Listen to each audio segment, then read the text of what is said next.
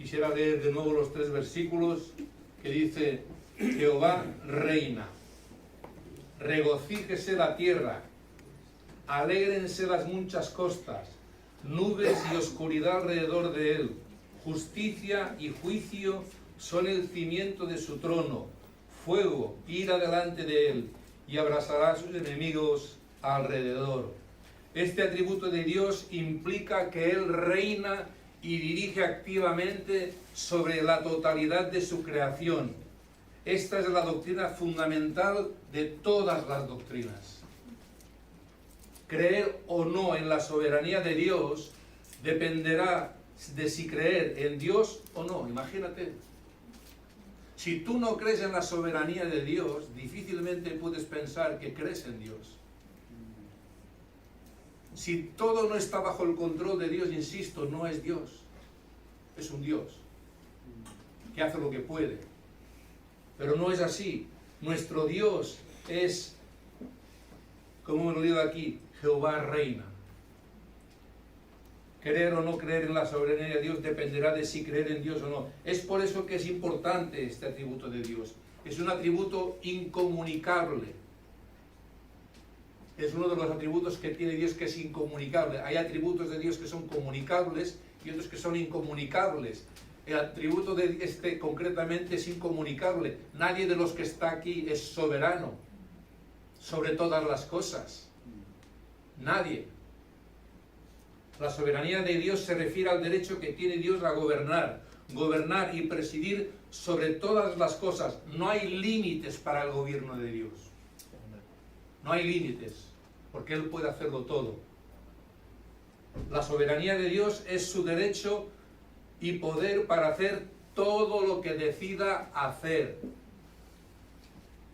Cuando decimos que Dios es soberano, nos referimos a que es poderoso y tiene autoridad hasta el punto de poder anular todos los demás poderes y autoridades, como se ha dicho antes en una oración, creo. Nada puede detener exitosamente la intención que Dios tiene de realizar cualquier acto o evento o diseño o propósito. Dios es soberano, es supremo en rango, poder y autoridad. La soberanía de Dios es la montaña inamovible de la suprema autoridad de Dios. Es su derecho a ejercer su soberanía. La soberanía de Dios es su reino absoluto, activo y continuo sobre los cielos, la tierra y el infierno mismo. Todo, absolutamente todo está, incluso el mismo infierno está bajo el control de Dios. Es su derecho indiscutible de gobernar todo lo que Él creó, como Dios por su libre ejercicio de su supremo derecho.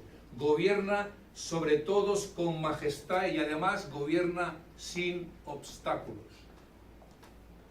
Nadie puede detener su mano. Nadie puede impedir lo que Él ha decidido hacer. Nadie. Él toma la decisión y esa decisión se cumplirá sí o sí o sí. Este es el primer artículo de nuestro credo doctrinal. La soberanía de Dios es el fundamento principal de toda la verdad divina. Quiero decir, de nuevo, que Dios es, y el Dios que es el Dios que reina. Amén. Él no está simplemente sentado pasivamente en su trono, desconectado del mundo, como si fuera un tipo Papá Noel, que está sentado en un trono, un señor mayor con barba blanca, pelo blanco, y que está en el trono y está simplemente viendo las cosas pasar, lo que está ocurriendo en el mundo, y ahí está, impasible, ¿verdad? No se mueve, no hace nada. No, esa no es la visión que nosotros tenemos que tener de Dios, porque Él es verdad que está en su trono. Él está en su trono y reina. Él está gobernando y gobernando directamente sobre todo este mundo. Debemos alegrarnos en nuestro corazón de que Dios es el que tiene el control de todo lo que sucede. Todo lo que sucede está bajo el control de Dios. Yo tengo un trastorno mi mente colapsó hace 3 años. Pero todo eso también está bajo el control del Señor. Mi mente no es tan ágil como hace años. Pero todo está bajo el control de Dios. Todo está bajo el control de Dios. Pablo oró al Señor 3 veces además. Señor, quita de mí este aguijón que me abofetea, que me golpea en la cara. Y el Señor le dice, bástate mi gracia porque mi poder se perfecciona en tu debilidad. ¿Y sabes por qué tenía el aguijón el apóstol Pablo? ¿Sabes por qué Dios permitió que tuviera ese aguijón que le golpeaba en la cara? Él mismo lo reconoce, para que no me enaltezca. Pablo tenía tendencia a que se le subiera un poco el pavo. Y Dios dijo, eso no va a pasar. Eso no va a ocurrir. Porque dice, conozco un hombre, no sé si en el cuerpo o en el espíritu, que subió al tercer cielo y vio cosas inefables. Era él. Y quizá eso hacía que él pues se sintiese como más espiritual, como más creyente, ¿no? Y entonces el Señor lo pone en su sitio. Le dice, mira, no, esto no va a ser así. Para que no te enaltezcas, esto es lo que va a pasar en tu vida. Y a veces ocurren cosas en nuestras vidas para que no nos enaltezcamos. Y pensamos que Dios es malo. Dios es bueno. Siempre es bueno. Siempre es bueno Dios. Los que somos malos somos nosotros. Pero Dios siempre es bueno. Debemos alegrarnos, hermanos, de verdad, en nuestro corazón, de que Dios es el que tiene el control de todo lo que sucede. Qué consuelo es saber que Satanás no está a cargo, ¿verdad? Satanás no gobierna. Hay hermanos que dicen que Satanás es el que gobierna y el que reina. Eso es una herejía, es una falacia. Quien gobierna y quien reina sobre el mismo Satanás incluso es Jehová, el Señor. Amén. Qué consuelo saber que los que están en Madrid, es decir, parlamentarios y senadores, en realidad no están a cargo de nada. Sí, ellos hacen sus leyes, imponen sus leyes, pero ellos se olvidan de algo fundamental, que las cosas que ellos hacen están supeditadas a la soberanía de Dios. Dios permite que hagan esas leyes. Leyes que incluso van contra lo que Dios mismo ha establecido. Tenemos la LGTB+, le han puesto plus para ya no tener que alargar más el nombre. Antes era LGTB, ahora es LGTB+, para que ya, pues, se vaya cabiendo todo lo que se tenga que añadir, ¿no? Pero hermanos, todo, insisto, está bajo el control del Señor. Pero que el Rey de Reyes y el Señor de Señores es el que está presidiendo y tiene un plan maestro y tiene un plan tanto el macro como el micro para toda la historia humana. Spurgeon dijo, no hay ningún atributo de Dios que sea más consolador para sus hijos que la doctrina de la soberanía divina. Bajo las más adversas circunstancias, en medio de las tribulaciones más severas, te lo vuelvo a repetir, bajo las más adversas circunstancias, en medio de las tribulaciones más severas, ellos creen que la soberanía ha ordenado sus aflicciones, que la soberanía las gobierna y que la soberanía las santificará todas.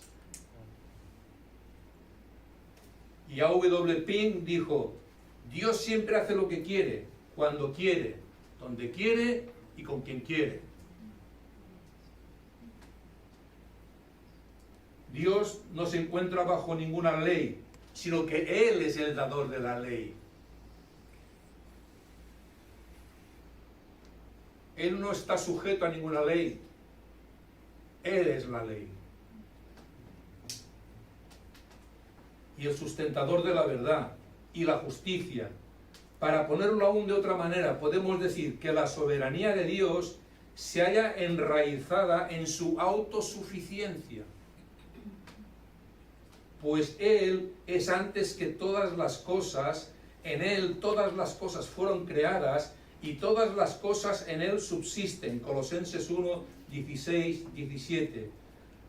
La religión basada en la soberanía de Dios es la religión cuyo propósito e interés se centra en Dios. Esta verdad directa coloca al hombre en una relación inmediata con Dios.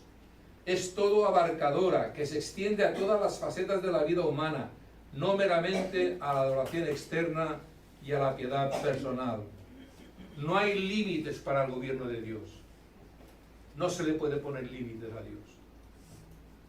Él está no en la creación, está por encima de la creación. La creación entera está supeditada a la soberanía de Dios, a la autoridad de Dios. La soberanía de Dios es su derecho y poder para hacer todo lo que decida hacer. Dice Isaías 45:7, que formo la luz y creo las tinieblas, que hago la paz y creo la adversidad. Yo, Jehová, soy el que hago todo esto. Él mismo está hablando y está reconociéndolo. Yo soy el que hago todo esto. Yo, no el hombre, no las circunstancias, no la ley de Murphy. Yo, Jehová de los ejércitos, el Señor. Yo soy el que hago todas estas cosas. Y en la Biblia de las Américas es interesante que donde dice Isaías 45:7 dice adversidad, la Biblia de las Américas dice y crea calamidades. ¿Cómo que el Señor crea calamidades? Crea calamidades. ¿El por qué lo hace? Porque es Dios.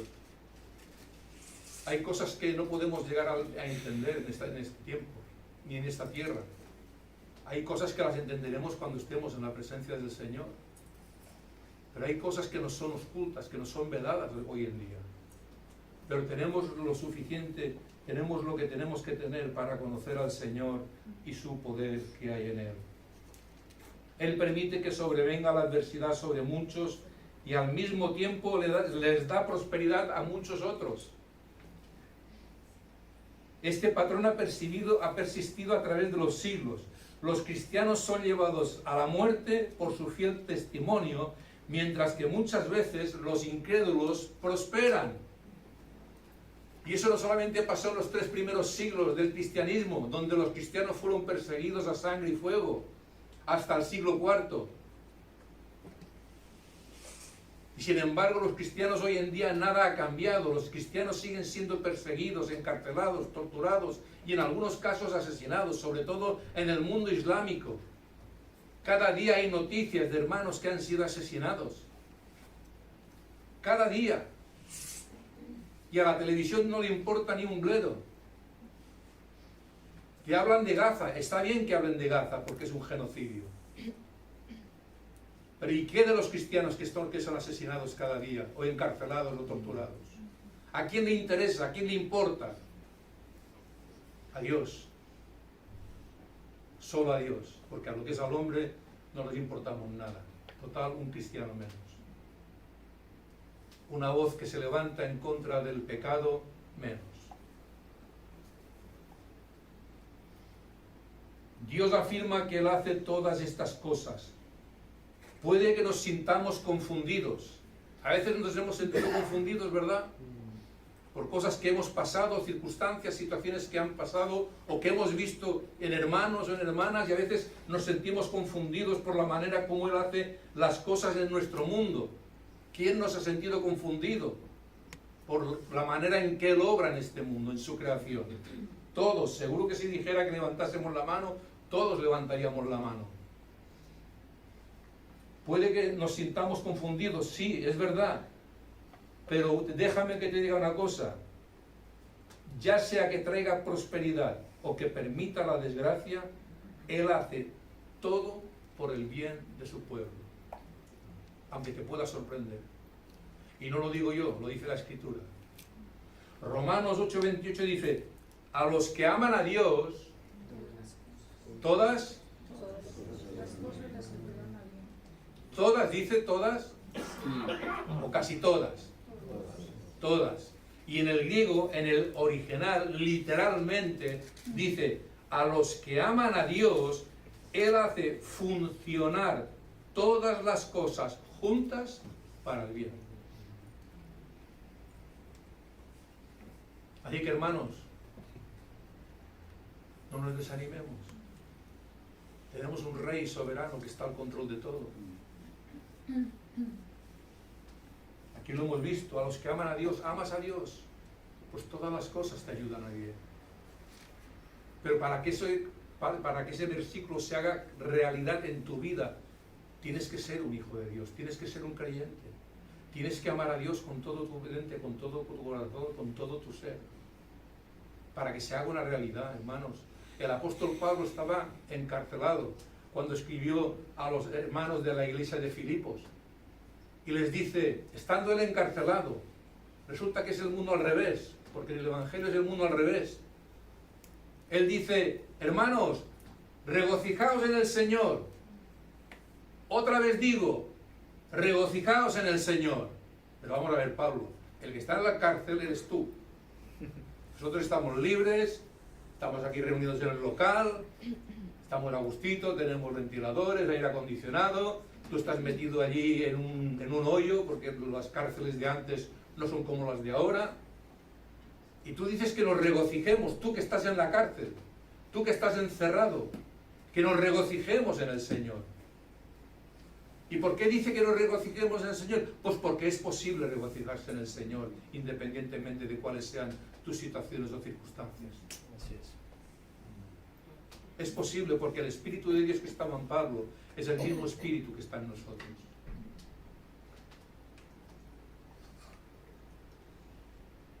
Mucha gente en nuestros días niega a Dios y su control sobre todas las cosas. Estos insisten en caminar en su ignorancia, porque ellos rechazan cualquier testimonio de la Biblia. De esos hay muchos que rechazan el testimonio de la Biblia, ¿verdad? Muchos cristianos incluso, sin embargo, también parecen estar inseguros de la extensión del poder y del control de Dios. No solamente los incrédulos, sino que hay creyentes que dudan, que tienen dudas acerca de este tema que estamos hablando. Se llaman creyentes y tienen dudas al respecto. Estar inseguros de la extensión del poder y del control de Dios. Ellos están dispuestos a conceder que Dios trata de salvar a los pecadores, pero ellos no están seguros de si Dios puede real y plenamente llevar a cabo su propósito. Claro que Dios puede llevar a cabo su propósito. De hecho, lo llevó. No lo va a llevar, lo llevó. Ellos están de acuerdo de que Dios manda todas las buenas cosas, pero no están dispuestos a mantener que Dios permita las guerras y las enfermedades. Están listos para decir que Dios guía a los hombres buenos, pero titubean al confesar que los impíos están también bajo su dirección y control. Una de estas verdades, la cual ha sido histórica y enfáticamente confesada por las iglesias reformadas calvinistas, es aquella de la soberanía de nuestro Dios. Es decir, el hablar de la soberanía de Dios no es una doctrina nueva, es una doctrina de hace miles de años. Está en el Antiguo Testamento, está en el Nuevo Testamento. Desde Génesis 1 a Apocalipsis 22 verás la soberanía de Dios, verás cómo Él gobierna, verás cómo Él está bajo el control de todas las circunstancias y de todas las situaciones que están aconteciendo. Aunque parezca que este mundo se ha vuelto loco y que todo está desmadrado, créeme, todo está bajo el control de Dios. Amén. Y todo lo que está aconteciendo está sometido al control de Dios, aunque a nuestra mente le cueste entenderlo.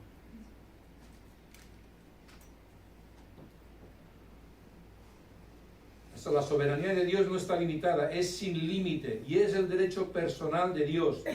Dios no es el gobernador de alguna clase de democracia en la cual Él gobierna por la voluntad de la gente. Su gobierno y autoridad le pertenecen exclusivamente a Él mismo. Y Dios ejercita plenamente este gobierno en su creación. Él es el soberano. Nada ni nadie escapa a su control. Esta es una verdad vital. Sin ella o al distorsionarla, uno no puede sino proponer doctrinas u opiniones que son contrarias a la palabra de Dios. Si niegas la doctrina de la soberanía de Dios, entonces tienes que saber que estás yendo en contra de la palabra de Dios. Primero que nada, la soberanía de Dios incluye el hecho de que Él ha formado por medio de su poderosa palabra todo el universo y que Él preserva su existencia. Este hecho asombra a la imaginación, ¿verdad? El universo en sí mismo es tan vasto que el hombre no sabe cómo describir su comienzo o su fin. El número de estrellas es tan grande que se hacen incontables. La energía gastada por estos cuerpos celestiales en el universo no puede ser medida. Dios ha hecho tan perfecto de los cosmos, el universo, que el Sol está en un punto exacto. Si el Sol estuviese un poquito más a un lado o a otro, en un caso terminaríamos como los pollos asados y en otro caso como los pingüinos.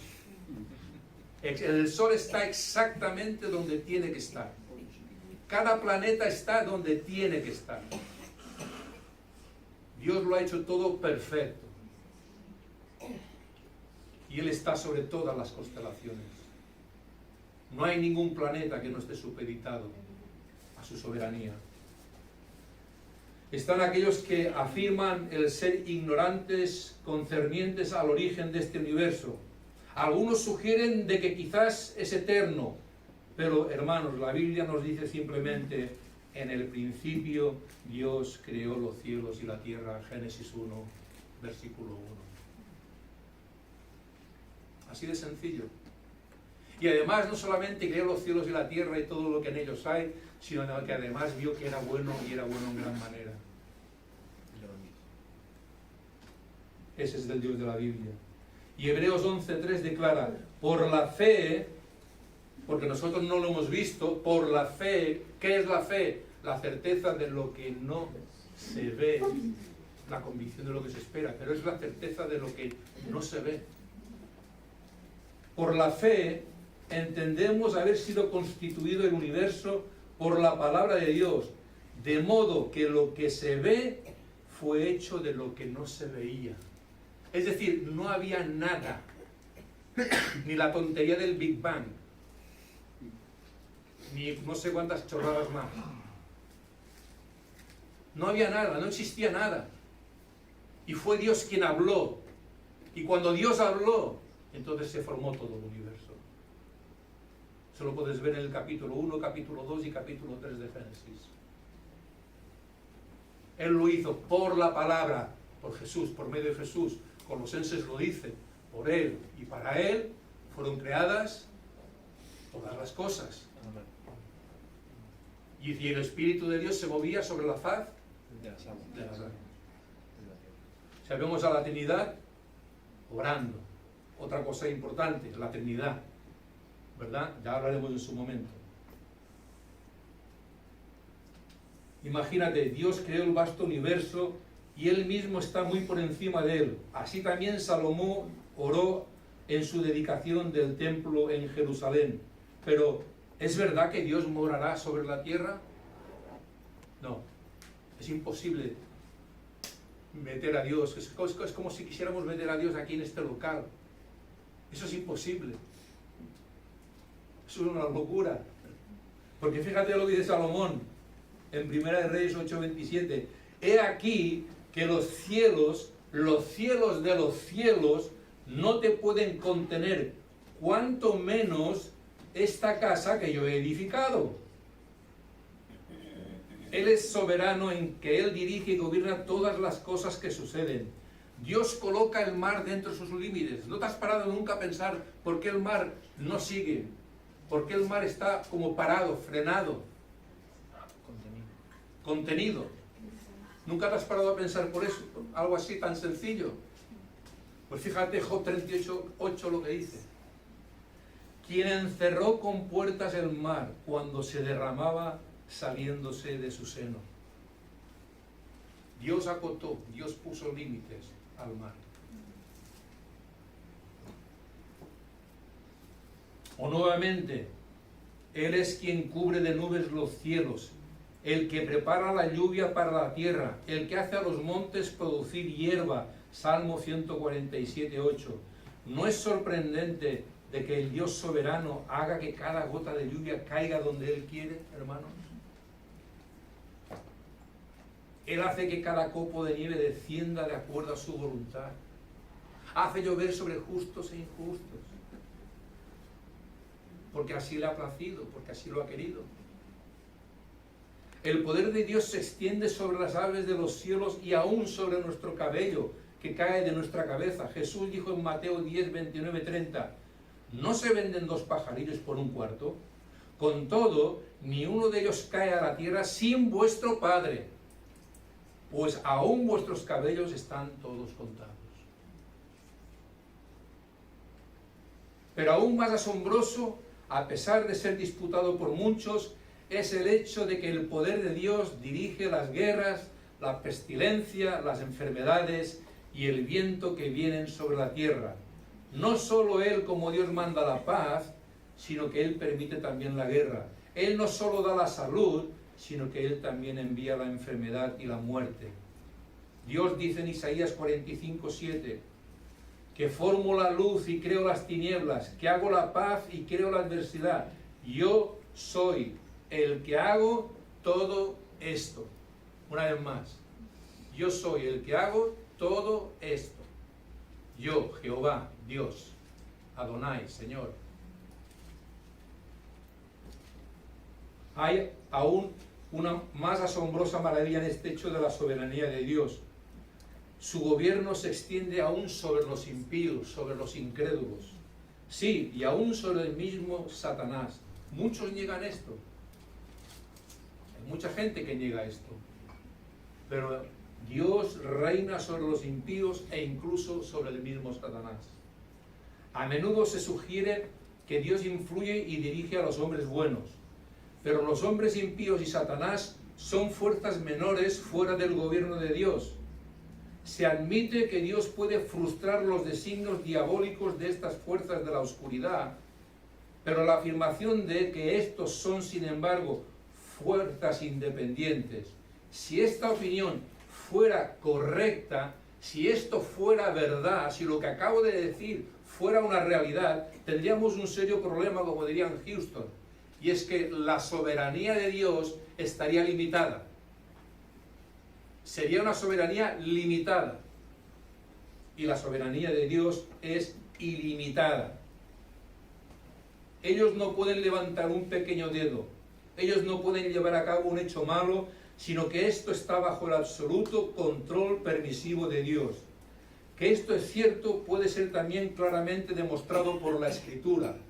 Leemos en Éxodo capítulos 3 y 4. No hace falta que lo busquéis, no vamos a leer los 2 capítulos.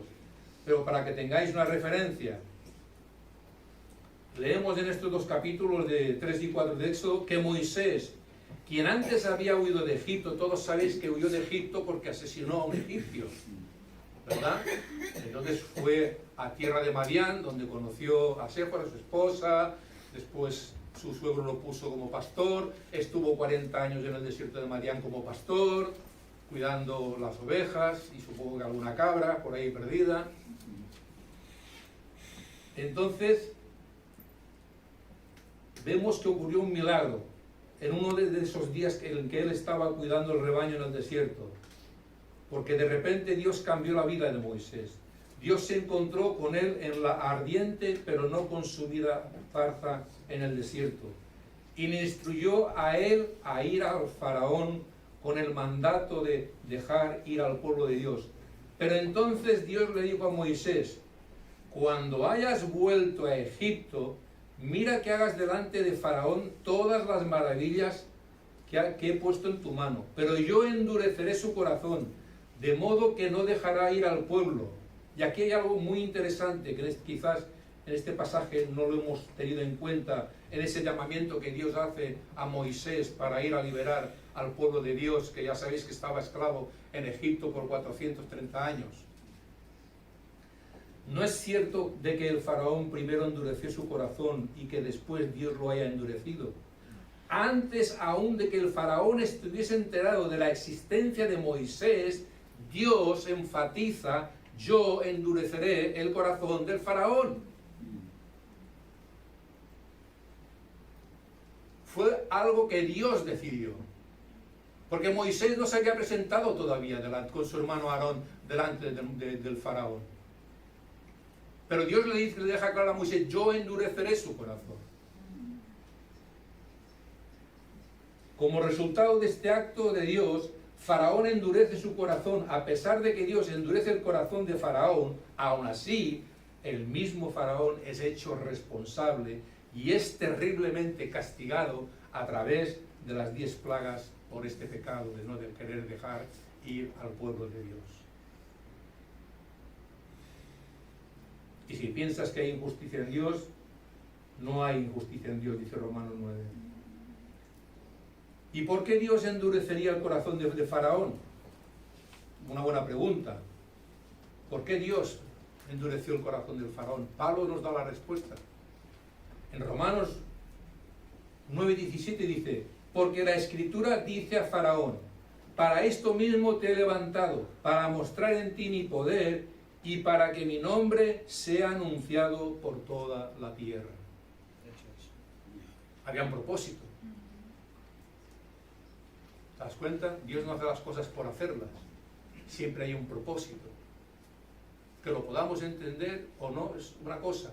Que lo aceptemos o no es otra cosa. Pero siempre hay un plan y un propósito detrás de todas las cosas que Dios hace. Todo lo anterior muestra que el Señor elige y trabaja en forma soberana, pero no arbitrariamente. No obstante, Faraón fue responsable de sus acciones.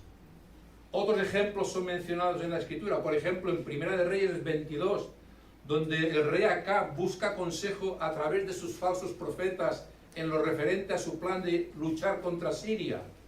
Estos falsos profetas unánimemente le urgieron a él ir a la batalla con la seguridad de su victoria. Pero se ve que el rey Acab no acababa de estar muy tranquilo con lo que sus profetas le decían. Y entonces pensó, voy a llamar a Micaías, que es el profeta de Dios. No me fío de esta chusma, me han dicho que yo tengo que ir a la guerra, que no me preocupe, que está ganada, todo está chupado. Nada más hay que ir allí, pelearnos y saldremos victoriosos. Sin embargo, el rey Acab no acababa de creérselo. Y fue un rey inteligente. Y fue y consultó con Micaías, con el profeta Micaías. Y Micaías le explicó a Acab de que era Dios quien puso un espíritu de mentira en las bocas de los profetas. Dios puso un espíritu de mentira en la boca de los profetas.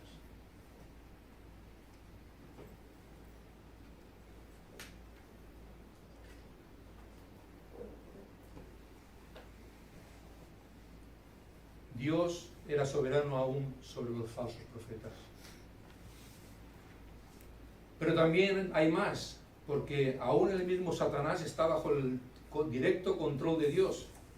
Posiblemente la evidencia más clara de esto se encuentra en el libro de Job, capítulo 1, todos lo conocéis, ¿verdad?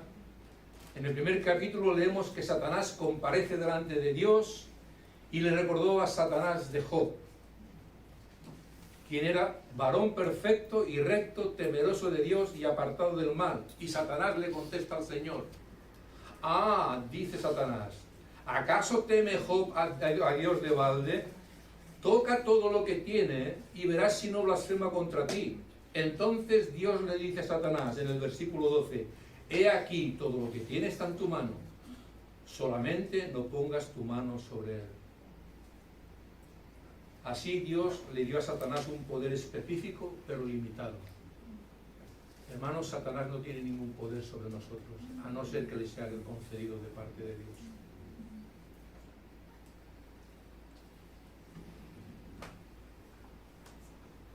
Así que Dios le dio a Satanás un poder específico, pero limitado, para llevar a cabo su malvado designio de tratar de causar que Job maldijera a Dios, cosa que no ocurrió. Job, con todo lo que pasó, nunca maldijo a Dios.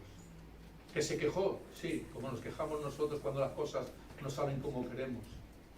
Nosotros muchas veces nos quejamos. Muchas.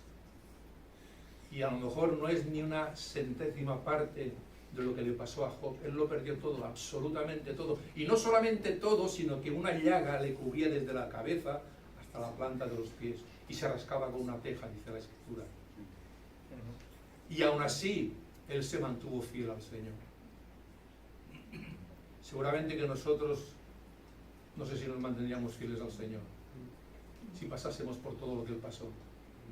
Después nos quejamos porque me han pisado un pie, o porque tengo esto, porque tengo aquello. ¿O qué decir de Pedro? En Lucas 23, 22, 31, cuando Jesús le dice a Pedro: Simón, Simón, Satanás me ha pedido para zarandearos. Y Jesús le dice: pero yo le he dicho que no. Eso no lo dice, ¿verdad? ¿Qué dice Jesús? Pero yo he rogado para que vuestra fe no falte. O sea, hermanos, vamos a ser zarandeados. Estamos siendo zarandeados. Todos sabéis lo que es una zaranda, ¿verdad? No hace falta que se explique qué es una zaranda. Pero por si alguien no lo sabe, yo por lo menos cuando trabajaba de albañil hace ya ha llovido. Cuando era joven. Y bueno, lo de bello es un vecino. Se ponía la arena para hacer la pasta, se ponía la arena y se zarandeaba, y entonces la arena fina caía y quedaban dentro de lo que es la zaranda las tiras gordas, lo que no podías usar para hacer la mezcla, ¿no? Entonces a veces el Señor permite que seamos zarandeados para pulirnos, para sacar lo mejor de nosotros. Pero no olvides una cosa: Él oró para que tu fe no falte en esos momentos difíciles. Tenemos la fe.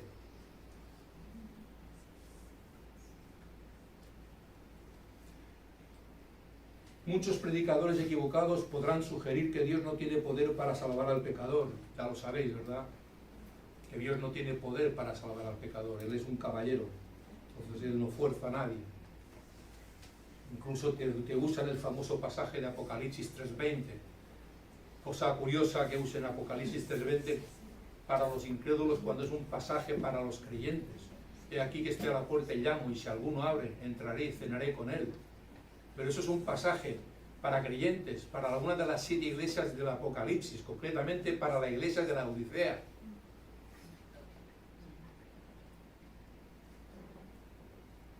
Otros dicen que la acción decisiva que dirija hacia la salvación deberá ser tomada por el hombre, pero esa no es la presentación de la Escritura.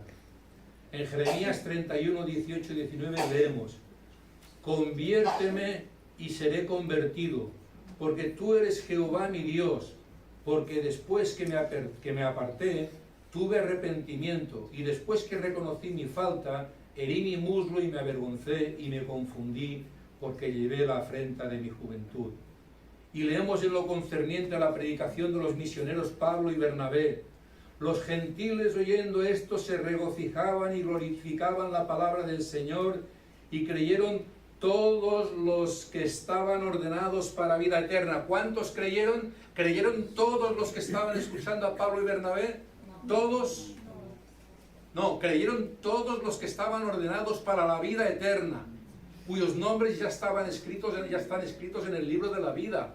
Aquellos que fueron predestinados desde antes de la fundación del mundo, en Efesios 1:4 y Efesios 1:11. Hermanos,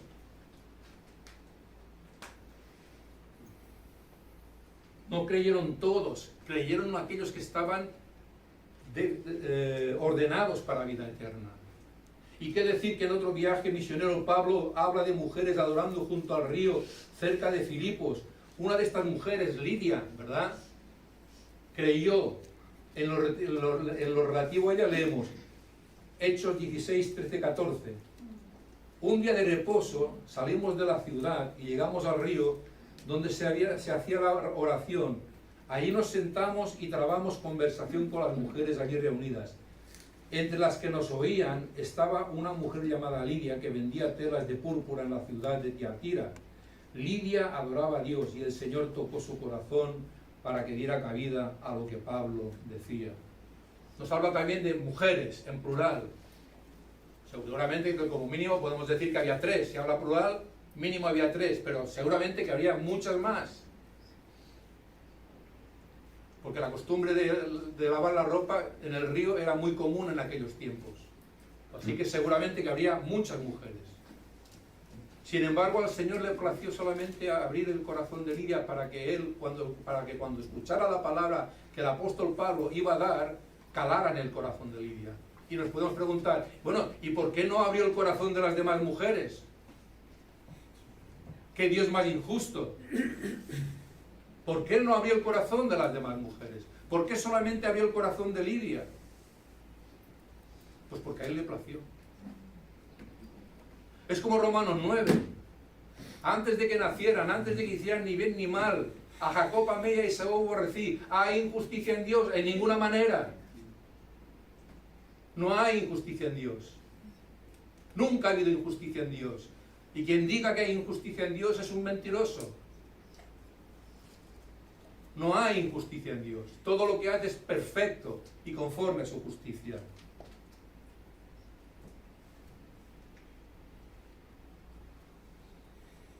Además, fue la soberanía de Dios la cual fue evidente en la crucifixión de Cristo. Cuando uno examina lo que sucedió en la cruz, uno debería estar inclinado a indicar que las cosas se salieron de madre. Casi parecería que Dios hubiera perdido el control. Parecía como si Satanás estaba por obtener la victoria, pero eso es exactamente lo que no sucedió. Dios tenía todas las cosas bajo control en la cruz. Lo que pasó en armonía con su gran propósito. Así también Pedro lo explica en Hechos 2:23. Jesús, entregado por el determinado consejo y anticipado conocimiento de Dios, prendisteis y matasteis por manos de inicuos, crucificándole. El punto de este versículo está claro, hermanos. Isaías 53:10 lo remarca, lo remacha. Dice Isaías 53:10. Con todo eso, Jehová quiso quebrantarlo, sujetándole a todo padecimiento. Cuando haya puesto su vida en expiación por el pecado, verá linaje, vivirá por largos días, y la voluntad de Jehová será en su mano prosperada. Hermanos, ¿quién quebrantó, quién sujetó a padecimiento al Señor Jesucristo? Dios. Dios el Padre. La primera persona de la Trinidad entregó a la segunda persona de la Trinidad. Y no me dirán, no, pero si lo crucificaron los romanos. Sí, pero los romanos eran simplemente meros instrumentos en las manos del Señor para que se cumpliera la Escritura. El siervo pudo haber sido puesto en las manos de los gobernantes y de los líderes religiosos de Israel, pero el Señor tenía diferentes ideas y Él fue quien finalmente las llevó a cabo. La primera parte del versículo no deja lugar a dudas. El Señor quiso quebrantar al siervo. Lo que hemos leído en este versículo de todo el capítulo fue lo que Jehová había dispuesto desde la eternidad y había sido desplegado por Él a medida que lo ejecutaba. Él siempre quiso que fuera así. Y ahora te va a sorprender. Él es el Dios del amor. Él es el amor. Es el Dios del amor. Inquebrantable, inmutable y fiel por sus criaturas. Su amor lo movió para llevar a cabo este plan en la arena del tiempo y de la historia. Cuando llegó el cumplimiento del tiempo, Dios envió a su Hijo para redimir a los que estaban bajo la ley. Gálatas 4, versículo 4 y 5. De la manera como Él lo había planeado y como lo había predicho por medio de sus profetas, es también este mismo soberano, todopoderoso, poder de Dios, con lo cual Él preserva a su gente en la salvación que Él les da a ellos. Leemos en Filipenses 1:6. Estando persuadido de esto, que el que comenzó en vosotros la buena obra, la perfeccionará hasta el día de Jesucristo. Así que, hermanos, estemos contentos y animados, porque hay una promesa hermosa. Dice, estando persuadido, plenamente convencido, no tengo ni la menor duda. ¿De qué? Que el que comenzó en vosotros la buena obra, la perfeccionará hasta el día de Jesucristo, es decir, hasta el día en que Él venga a buscar a su iglesia. O Juan 10, mis ovejas oyen mi voz y me siguen, y nadie las arrebatará de mi mano, ni de la mano del Padre. Así que, hermanos, estemos contentos y esperanzados, hermanos. Estar bajo la soberanía de Dios es lo mejor que nos puede pasar. Aunque muchas cosas no las entendamos, estoy de acuerdo con eso. El Dios soberano ha revelado su absoluto control sobre todas las cosas al salvar a gente del pecado y llevarlos a ellos al cielo con todas sus glorias, o el condenarlas al infierno por la eternidad. Hay dos caminos. No hay muchos caminos, como dicen por ahí, no, a Roma se llega por muchos caminos. Puede que a Roma se llegue por muchos caminos, pero al cielo llegas por un camino que es Cristo, y al infierno llegas por otro camino. Y no hay más caminos. Esa es la realidad.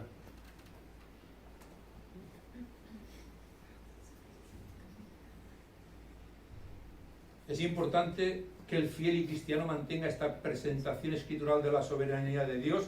Definitivamente sí. La razón misma para que todo el universo exista es de que el nombre de Dios pueda ser grandemente exaltado. Todo lo que ha sucedido y todo lo que está por ocurrir debe servir al propósito de glorificar a Dios. Es la marca característica de toda herejía que la verdad de la soberanía de Dios sea comprometida. El hombre introducirá aquello que exalta al hombre, aquello que exalta el poder o la habilidad del hombre, o aquello que denuncia que el hombre tiene cierta capacidad para ganar o merecer algo de Dios. Eso es una herejía. Es falsa esta doctrina, esta enseñanza. El hombre está muerto en sus delitos y pecados. El hombre no puede hacer nada por sí mismo, porque no hay quien busque a Dios, no hay quien haga lo bueno, no hay ni aún uno. Porque la paga del pecado es la muerte. Romanos 6:23.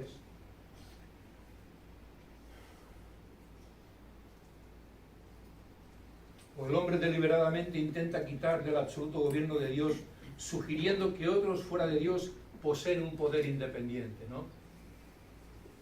Virtualmente, todos los cristianos dan por lo menos un consentimiento oral a la soberanía de Dios. Hasta ahí estamos de acuerdo, ¿no? Que hablando, oralmente, hablando, más o menos estamos de acuerdo, ¿no? El problema es cuando profundizas en la escritura. Ahí es cuando viene el problema. Pero normalmente o virtualmente todos los cristianos dan por lo menos un consentimiento oral a la soberanía de Dios. Existen demasiados textos que nos enseñan esta verdad como para negarla. Voy a leer algunos pocos, no muchos, porque hay, digo, de Génesis a 1, Apocalipsis 22, hay para dar y vender. Job 42:2. Sé que puedes hacer todas las cosas y que ningún propósito tuyo puede ser frustrado. Job 23:13. Pero si él determina una cosa, ¿quién lo hará cambiar? Su alma deseó e hizo. O Salmo 103:19. Jehová estableció en los cielos su trono y su reino domina sobre todos. Sobre todos. No hay nadie que se escape al control de Dios. Ni el mismo Satanás. Satanás es un instrumento en las manos de Dios. Es un mero muñeco.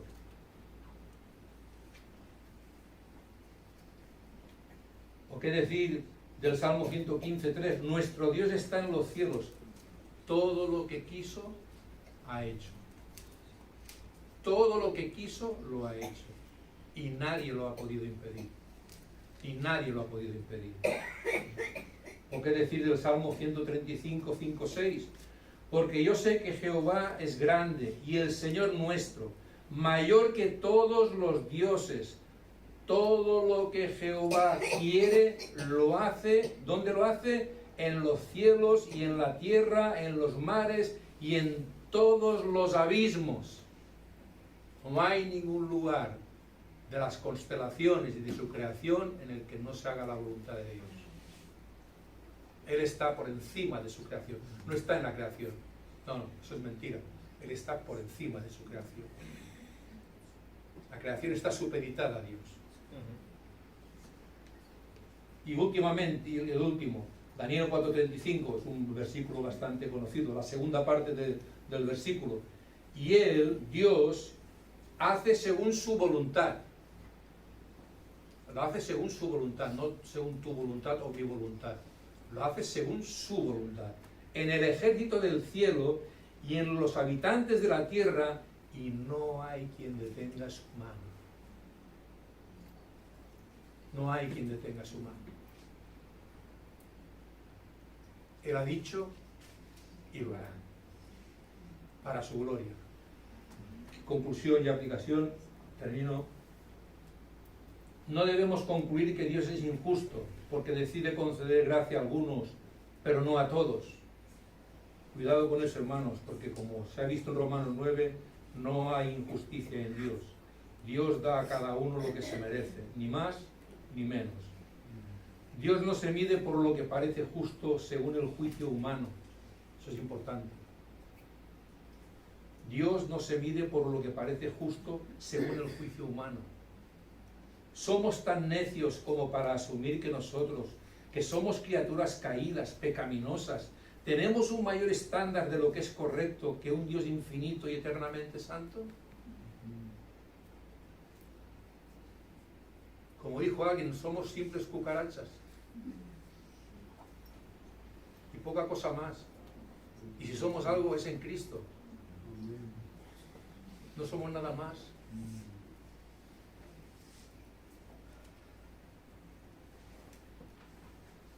En el Salmo 50:20, Salmo 50:21, Dios dice: ¿pensabas que de cierto sería yo como tú?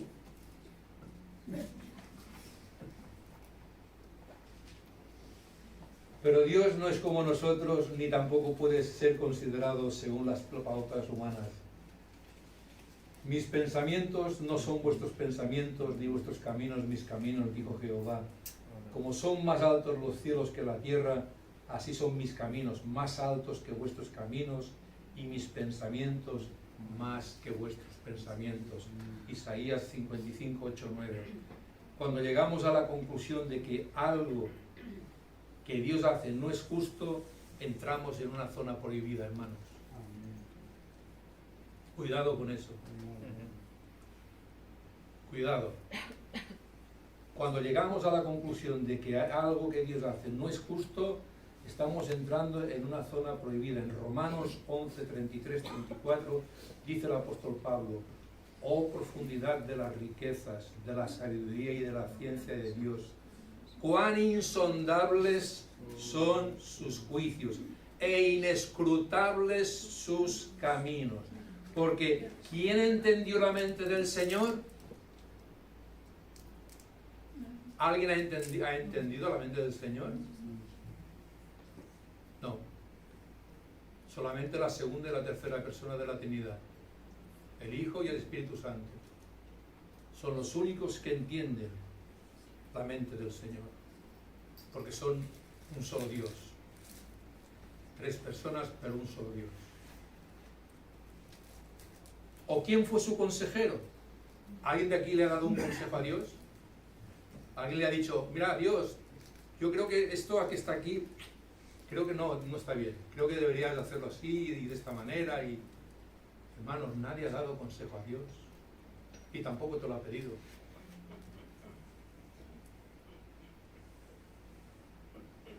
Sujeto a nada, sin influencias de nadie, absolutamente independiente. Dios hace lo que le place, solo de la manera en que Él desea y siempre como Él quiere. Nadie puede contrariarlo u obstaculizarlo, de manera que su propia palabra lo declara expresamente: mi consejo permanecerá y haré todo lo que quiero. Isaías 46, 10, la segunda parte del versículo. La soberanía de Dios se refiere a su autoridad suprema y control absoluto sobre todas las cosas que existen, lo que implica que nada escapa a su dominio. Y termino. La soberanía de Dios nos llama a rendirnos a su voluntad. Hermanos, rindámonos a la voluntad de Dios. Rindámonos a la voluntad de Dios. No importa en qué situación estés, no importa por lo que estés pasando, rindámonos a la voluntad del Señor. Porque Él sabe lo que es mejor para nosotros. Él sabe perfectamente lo que tú y yo necesitamos. ¿Crees acaso que Dios no sabe lo que es mejor para tu vida? Dios sabe lo que es mejor para nuestras vidas. El que no lo sé soy yo, pero Dios sí sabe lo que necesito y lo que es mejor para mi vida. Reconocer su autoridad implica aceptar que sus caminos son mejores que los nuestros y que debemos buscar su guía en todas nuestras decisiones. Hermanos, busquemos siempre en todas nuestras decisiones la guía del Señor. Proverbios 3, versículos del 5 al 6. Y hasta aquí, hermanos, la palabra del Señor. He querido compartir este atributo de Dios porque creo, hermanos, que la soberanía de Dios es fundamental para la congregación. Creo que la soberanía de Dios es un puntal que sostiene a la iglesia, es una columna que sostiene a la iglesia. Saber que todo está bajo el control de Dios, incluso nuestra propia muerte está bajo el control de Dios. Hermanos, descansemos en el Señor, porque para Él no hay nada imposible. Él todo lo puede. Así que, hermanos, os dejo con esta reflexión. Espero que os haya hablado, como me ha hablado a mí, de muchas cosas en mi vida. Y vamos a hacer una pequeña oración. Te damos gracias, Señor, por que has permitido que en esta mañana pueda hablar tu palabra, Señor. Y, Señor, cuántas veces no hemos tratado de hacer las cosas por nosotros mismos en vez de descansar en ti, en tu soberanía, Señor. Cuántas veces hemos desconfiado de ti, Señor. Cuántas veces hemos tratado de hacer las cosas por nuestras capacidades, habilidades o fortalezas, Señor, sabiendo que en ti, Señor, tenemos ese descanso, tenemos ese refugio. Señor, gracias por hablarnos de tu soberanía y recordarnos que todo está bajo tu control, Señor. Que nada acontece que tú no hayas determinado, Señor. Nadie puede detener tu mano y decirte qué haces, Señor. Porque tú eres Jehová, que reina. Jehová reina. El Señor reina por los siglos de los siglos. Amén. Amén.